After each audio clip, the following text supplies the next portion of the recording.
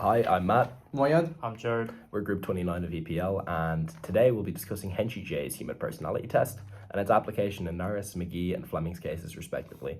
We will discuss the origin, the application of Henshey-J's human personality test, and how it's the key doctrine utilised to determine unenumerated personal rights under Article 40.3 of the Constitution. We will also be discussing its origins and the many contrasting applications in Norris versus Attorney General, McGee versus Attorney General, and Fleming versus Ireland.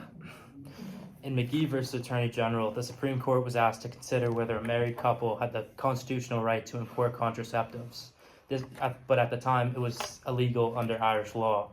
The case wasn't fully concerned with the importation of contraceptives, but whether the Constitution recognizes the sphere of a personal and marital autonomy. Judge Henshey, in a pivotal judgment, set out a test for the identification of these unenumerated rights that has been widely influential. He argued that the rights guaranteed by the Constitution are not limited to those enumerated in the text, but rather they included rights that are essential to what he called prudent and responsible human personality. They are essential to dignity, freedom, autonomy, even without enumeration. Following the text, the court ruled that the marital privacy is one of these personal rights. It was a clever accomplishment through Henshey's human personality test that the Supreme Court recognized marital privacy and autonomy. For Norris against the Attorney General's case, it was about the right of homosexual men to show their homosexuality per se out in the public and be able to perform homosexual acts out in public and in private, more specifically. Henshey's personality test, Henshey saw that as constitutional and unallowed, and that the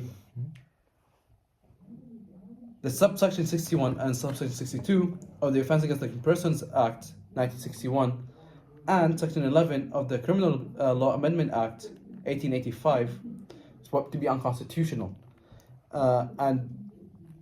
specifically that these two acts, since they were before the Constitution found, he had to find it unconstitutional against Article 50 and Article 43 to allow for the homosexuality. The human personality test was used in order to show that there is a right of privacy between the two consenting adults to be able to perform homosexual acts and sexual acts in more specific in private or specifically in private. The Supreme Court encountered a very rigorous constitutional challenge in Fleming versus Ireland. Marie Fleming had MS, a chronic and debilitating condition that prevented her from terminating her own life unaided, because assisting in suicide was a criminal offense under Irish law. Fleming challenged that this blanket criminal offense was unconstitutional. She contended that the Constitution protects the unenumerated right to self-determination and personal autonomy, and the right to self-determination included when and how to die. She challenged that this was simply a matter of human dignity, further saying that human dignity is undermined if a competent adult cannot make a personal decision whether how to end their life. Now we get to Denham's ruling. Denham denied Fleming's claims of her wishing to avail of assisted suicide due to her late-stage MS. Denham stated three key issues: the locus standi, whereas the appellant could challenge a law that was not immediately enforced upon her; constitutional rights, mainly her right to die and her right to personal body integrity, as well as autonomy and her equality; and the European Commission of Human Rights, with its compliance with Article 8 and 14 of the ECHR.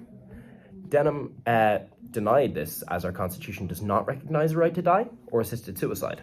Its personal autonomy does not extend to that. Article 40.3 serves a constitutional duty to protect lives, and this does not include assisted dying. On the point of the ECHR, the court ruling followed that of Pretty versus UK. They recognised the locus standi, but yet the outcome was that Section 2.2 of the Criminal Law Act 1993 was held valid, and the assisted suicide ban was deemed compatible with the ECHR. Some critique, especially in my opinion, about Henshey's personality test is that it doesn't really take human rights as important as it should. Because in my opinion at least, human right is something that every human deserves to have and should have, and is derived by our idea of, if I want it for myself, others should have it, or the opposite. Or someone have it, I want to. Especially as a right. For example, and so for Norris's case, the right to privacy is something expected, and it is also in the natural law, would also be expected, where you should have privacy and you should be allowed to do whatever you want in your own place with whoever you want, especially if you're a consenting adult, which what that argument was saying. In McKee's case, the idea of using contraception, especially for the law back then, it was that it would be killing children or unborn baby, or it was against abortion. But using contraceptive wouldn't kill, it would prevent. So it wouldn't really go against the natural law and wouldn't be considered as a murder. That's why I think it also should be a right. And it was also a right to bodily integrity, which is something everyone would expect to have, something everyone would want to have. And for Fleming's case, the right to die, while some might say it falls under the right of integrity, I think it should be against it for a fact of everyone expects to be alive and be able to live. So removing that, even if by your own hand, it still would be a go against natural order and natural law, and against personality and whatever would, because it would still be considered murder, especially if it's unhelped, so it would be considered suicide, which is the same thing. To conclude, Henchy J's personality test is still of incredible importance to Irish constitutional law as a source of rights and how they're understood. Its application clearly highlights tensions between individual autonomy and the competing constitutional demands of public morality and their protections of life. It is paramount in our comprehension in relation to certain issues that arise and is a revolutionary necessity. That is all. Thank you.